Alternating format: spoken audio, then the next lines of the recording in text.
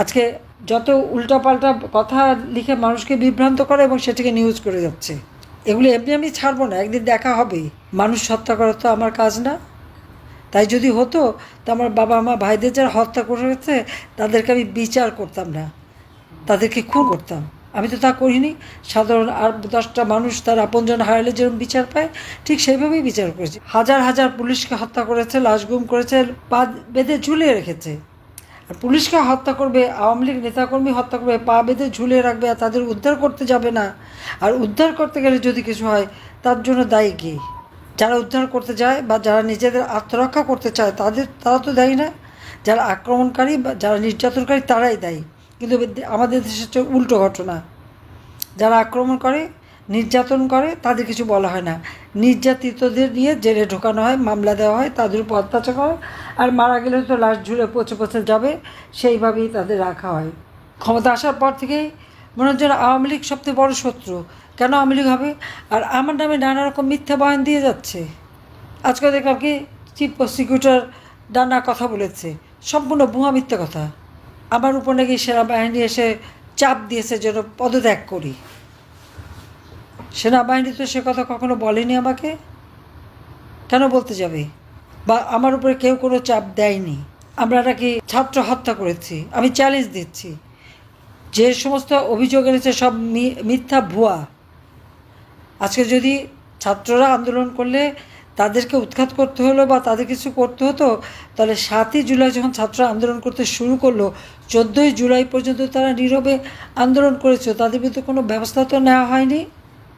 এই 7 জুলাই থেকে 14 জুলাই এই 10টা দিন তারা যখন আন্দোলন করে, তাদেরকে একটা টোকাও পড়তে দেয়নি।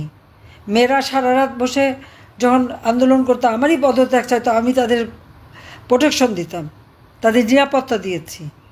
আমি কেন ছাত্র হত্যা করতে যাব? যখন 6 জন ছাত্র মারা গেল, তার শিক্ষক এবং সাধারণ মানুষ মারা গেল, সাথে সাথে আমি জুডিশিয়াল এনকোয়ারি করে দিয়েছি। আমি হত্যা করলে নিশ্চয়ই জুডিশিয়াল এনকোয়ারি কমিশন গঠন করতাম না, এবং তারা কাজও শুরু করেছিল।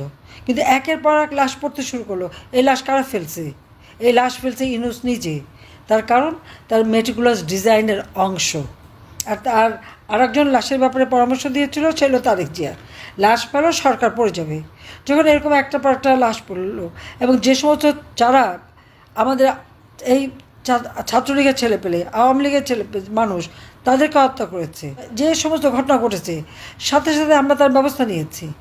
প্রত্যেকটা আহতকে চিকিৎসা ব্যবস্থা কে করেছে? আমি করেছি। 15 জুলাই থেকে তারা যখন এই পুলিশ হত্যা শুরু করলো, কি বিভৎসভাবে পুলিশদেরকে হত্যা করেছে, পিটিয়ে পিটিয়ে। অন্তঃসত্ত্বা পুলিশ কনস্টেবলও রেহাই পায়নি। আওয়ামী লীগের নেতারে পিটিয়ে হত্যা করে গাছে ঝুলিয়ে রাখেনি। ঢাকায় করেছে, ঝিনাইদহ করেছে, বিভিন্ন জায়গায়। কে করছে এটাকে আমি করেছি না ইউনূসের গংরা করেছে?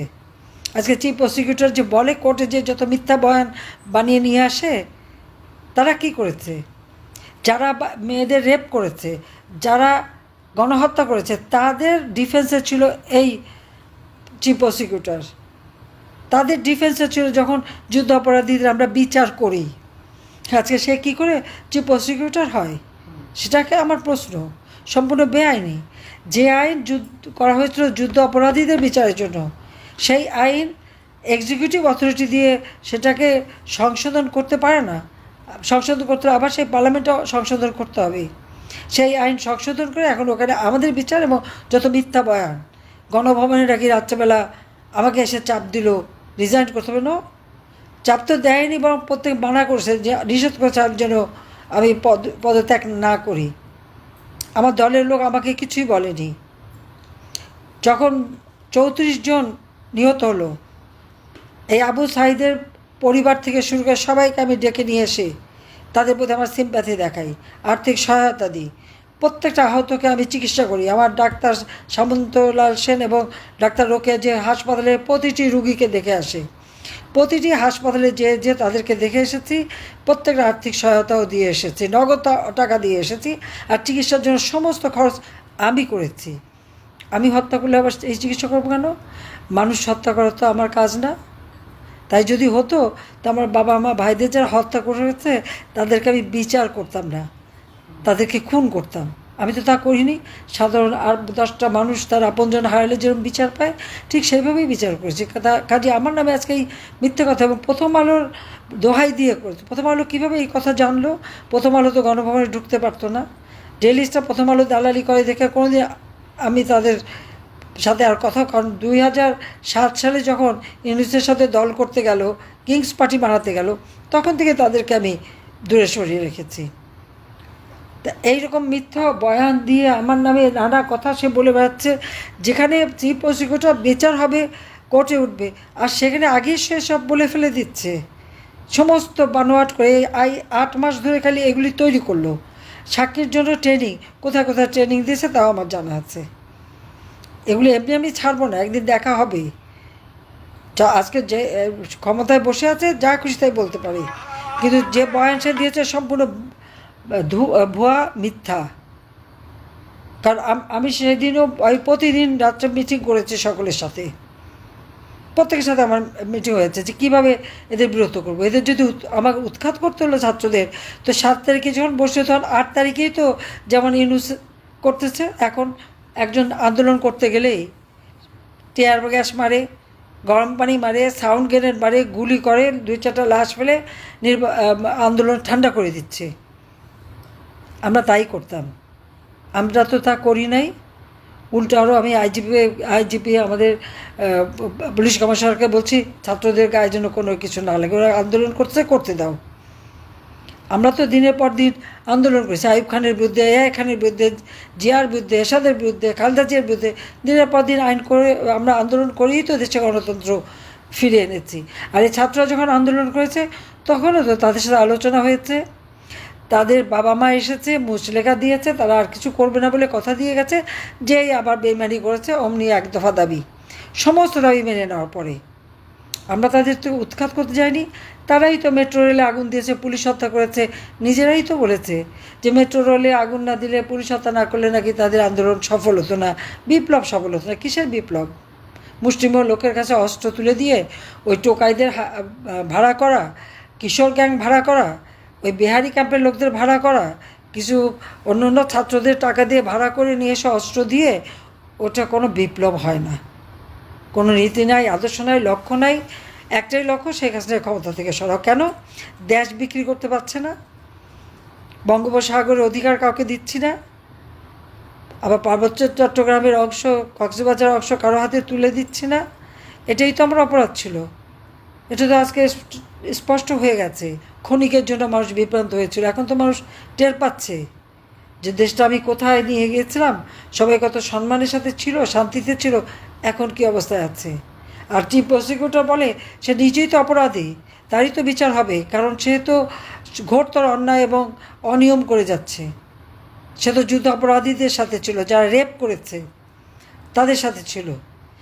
আর এই রাজাকারদের মুক্তি দিয়েছে, মানবতা লঙ্ঘনকারীকে মুক্তি দিয়েছে, নিজে একের পর এক মানবতা লঙ্ঘন করে যাচ্ছে, এবং জঙ্গিদের নিয়ে সে মদত দিচ্ছে। জঙ্গিদের সব জেলখানা থেকে ছেড়ে দিয়ে আজকে সে সমাজের বিভিন্ন জায়গায়, প্রত্যেকটা ইউনিভার্সিটিতে, প্রত্যেকটা প্রতিষ্ঠানে এই জঙ্গিদের বসিয়েছে ক্ষমতায়।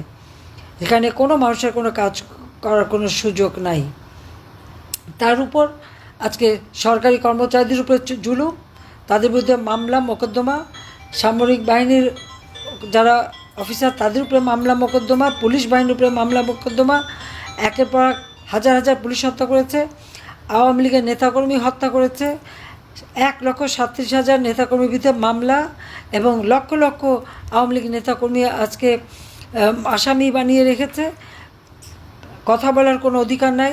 সাংবাদিক হত্যা, পুলিশ হত্যা, সাংস্কৃতিক কর্মী হত্যা, আইনজীবী হত্যা, একের পর হত্যাকাণ্ড এবং জুলুম অত্যাচার। প্রকাশ্য দিবালোকে চাপাতি, কুড়াল, অস্ত্র শস্ত্র নিয়ে তারা মানুষকে একেবারে জীবন নিয়ে খেলছে, পিটিয়ে পিটিয়ে মানুষ হত্যা করে, মেয়েদেরকে রাস্তায় ফেলে মারে। 15ই জুলাই থেকে যে সমস্ত হত্যাকাণ্ড ঘটেছে সেগুলো তো আমরা ঘটাইনি। যারা ঘটিয়েছে তাদেরকে ইউনূস সাহেব ইনডেমনিটি দিয়েছে। ইনডেমনিটি দেওয়ার অর্থটা হলো দায় মুক্তি। দায় মুক্তি দেওয়ার অর্থ হলো যে অপরাধগুলি তারা করেছে, আওয়ামী লীগ করেনি, পুলিশ করেনি, নেভি আর্মি কেউ করেনি, কিন্তু প্রত্যেকের নিজের জীবন বাঁচানোর অধিকার আছে। পুলিশের উপরে হামলা হলে পুলিশ বসে বসে দেখবে? কই, যারা এই হামলা করেছে, যারা মেরেছে, পা বেঁধে ঝুলিয়েছে, পিটিয়ে পিটিয়ে মেরেছে, তাদেরও তো ছবি আছে। সেই ছবি থেকে তো আজ পর্যন্ত কোনো আসামি ধরেনি।